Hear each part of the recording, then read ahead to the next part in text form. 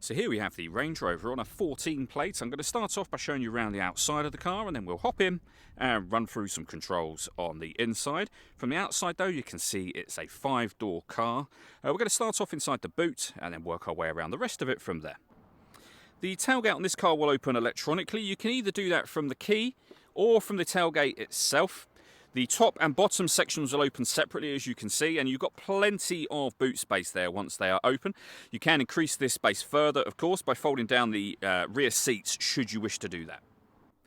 Okay, so we're just going to work our way back around to the front of the car, and then we'll hop in and run through some controls on the inside. But now that we've done a full circle of it, you can see it's in excellent condition the whole way round. Just briefly before we climb inside the car, I think it's well worth seeing the interior from this exterior point of view. There's plenty to run through on the dashboard, so let's hop in and we'll do that right now.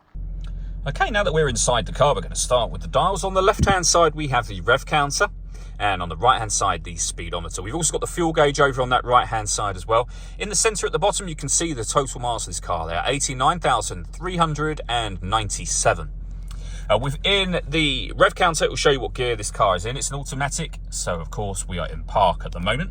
If we back out to the steering wheel, we have controls for the stereo. We've also got cruise control and speed limiter as well, and a heated steering wheel just here, and then phone controls over on that left-hand side. Just behind the steering wheel, we have the minus and plus pedals.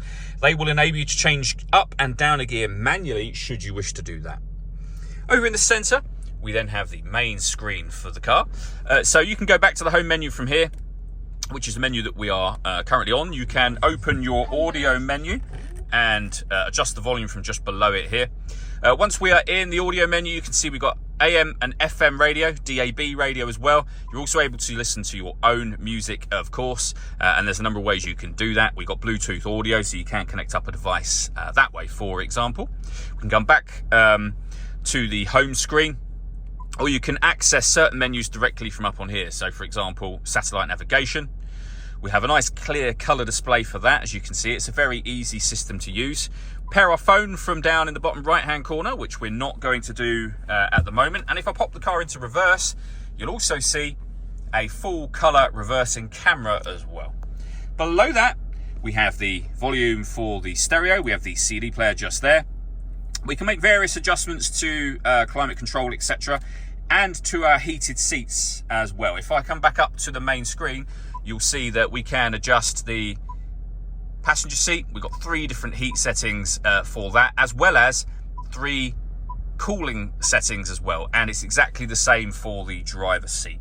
With regards to the climate control, you can adjust the passenger and driver temperature.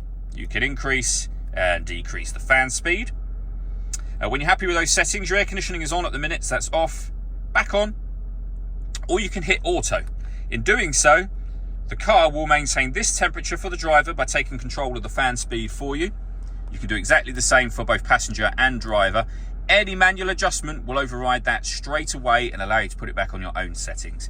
We have a heated rear screen as well, and a heated front screen just there. The dial that is essentially your gear lever, so we've got reverse, neutral, drive and sport available to us there, and of course park, which is where we were just a moment ago, and then all of the various off-road settings for the car as well. The last thing I wanted to mention is the panoramic glass roof. We have a sunblind that we can open up all the way to the back of the rear seats. You can leave it like that, and as you can see, that lets in a huge amount of extra light, but if you wish to, you can also open this front section as a full sliding sunroof as well. All that leaves me to say is thank you for taking the time to watch this video. If you'd like to come and see the car in person and have a test drive, please feel free to give us a call here at West Horsley Motors. We'd love to hear from you soon.